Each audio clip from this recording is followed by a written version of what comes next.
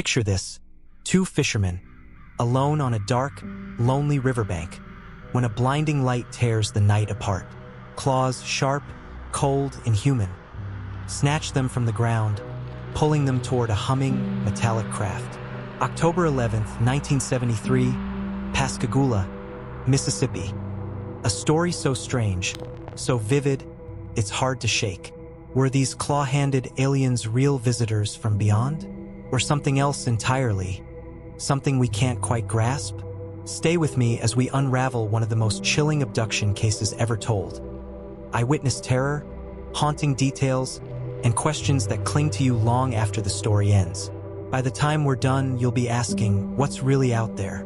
Let's step into that night. It's a quiet evening on the Pascagoula River, a winding stretch of water cutting through Mississippi's humid heart. The air's thick, the kind that sticks to your skin, and the only sounds are the soft lapping of waves and the distant hum of crickets.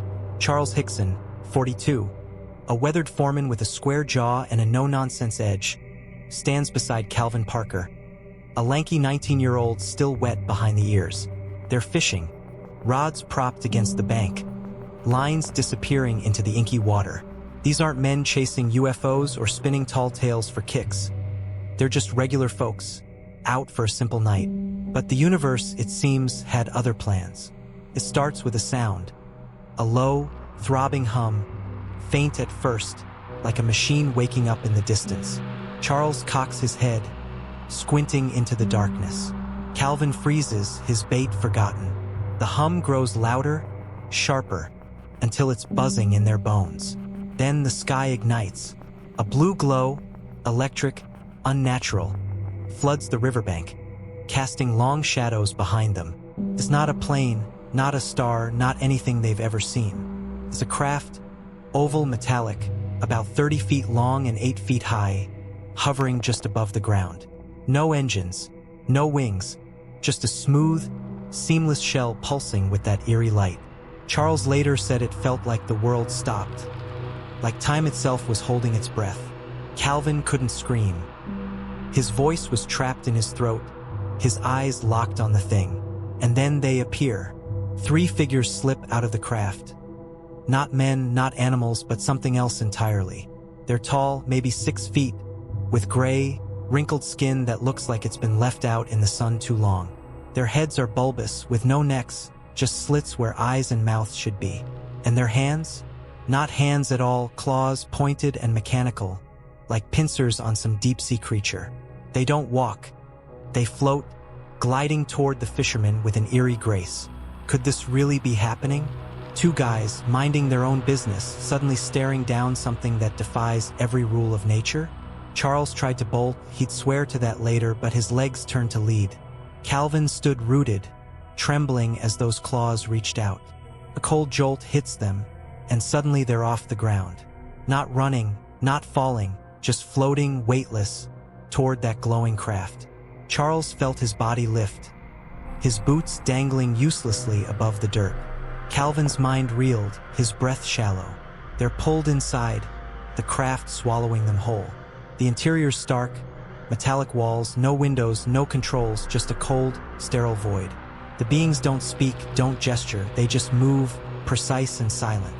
One of them holds a device, a large, needle-like tool or maybe a scanner, and it hovers over Charles's chest.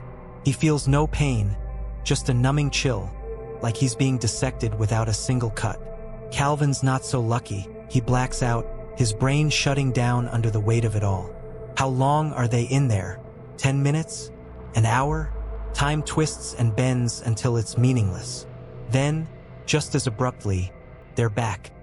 Dumped on the riverbank, sprawled in the mud, the craft vanishing into the night like it was never there. What kind of power could do that? Was it technology we don't understand, or something alive in a way we can't fathom? The aftermath hits hard.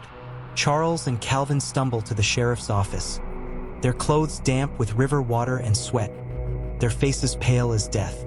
They're not polished storytellers. They're shaken, their words tumbling out in jagged bursts. Charles, steady despite the tremor in his hands, describes the claws, the floating, the craft's cold interior. Calvin, still a mess, can barely string a sentence together, his voice cracking with every word. The deputies separate them, interrogate them apart, waiting for the lies to unravel. But they don't. Every detail aligns, the hum, the light, the claw-handed things. And then there's the tape. A hidden recorder, left running after the questioning, catches them alone. Charles mutters, "Jesus, I ain't never seen nothing like that in my life." His voice low and hollow. Calvin, near tears, whispers, "I thought they was gonna kill me." That's not acting. That's fear, raw and unfiltered. Could two men fake that kind of dread? If this was a con, how did they pull it off so flawlessly? There's physical evidence, two small, strange traces that nag at you. Deputies found odd marks where the craft supposedly hovered, scratches in the dirt, impressions that didn't match any known vehicle. Not proof, but not nothing either. And the locals? They started talking. A woman named Maria Blair, working at a nearby shipyard, swore she saw a bright object streak across the sky that night. Her husband, Jerry, backed her up, said he heard a hum that rattled his teeth. Another man, a truck driver miles away, reported a glowing shape over the river. Coincidence? Maybe, but it piles up, doesn't it? The sheriff's office logged the reports, but no one pushed too hard. Why not? Was it just small-town apathy? Or something else keeping the lid on tight? Skeptics had their say, of course. Maybe Charles and Calvin were drunk, except there's no evidence they'd been drinking. Maybe it was stress, a shared hallucination after a long day. Possible, sure, but both men seeing the same claws, the same craft, down to the wrinkles on those gray figures? That's a stretch. Others suggested a hoax, a bid for fame or cash. But here's the kicker: they didn't profit. No book deals, no TV specials. Just a story that brought them more ridicule than reward. Charles faced whispers at work. Calvin hid from the world, haunted by nightmares. If they wanted attention, they picked a hell of a way to get it. So what's the alternative? Something real. Something that slipped through the cracks of a quiet Mississippi night? The years only deepen the mystery. In 2019, a new witness emerged, Mike Cataldo, a retired Navy officer. He claimed he saw a strange, glowing object near Pascagoula that same night, October 11th, 1973, while driving with colleagues. He kept quiet for decades, afraid of the stigma, but his story matches. Same time, same place, same eerie vibe. Then there's the river itself. Fishermen still talk about odd lights, faint hums, things that don't add up. And the government? Not a peep. No FBI files, no Air Force probes, at least none they've admitted to. Could there be documents locked away somewhere, gathering dust in a vault? Or is this just too small, too weird to bother with? Charles Hickson stuck to his story until he died in 2011. His voice steady even as the years wore him down. Calvin Parker, after decades of silence, wrote a book in 2018, his account unchanged. Those claws, that craft, the terror that never left him. The Pascagoula Abduction isn't a neat little package with a bow on top. It's a tangle of questions, a shadow that doesn't fade. Were those beings aliens, claw-handed and eyeless, studying us like lab rats? Or was it a glitch in reality, a moment where two men saw something they weren't meant to? Maybe it's simpler exhaustion, imagination, a trick of the light. But the details, the consistency, the fear, the marks in the dirt, keep pulling you back. So here we are, staring at a story that refuses to settle. It's not about proof. It's about what you're willing to wonder. Those fishermen didn't come back with alien tech or a smoking gun.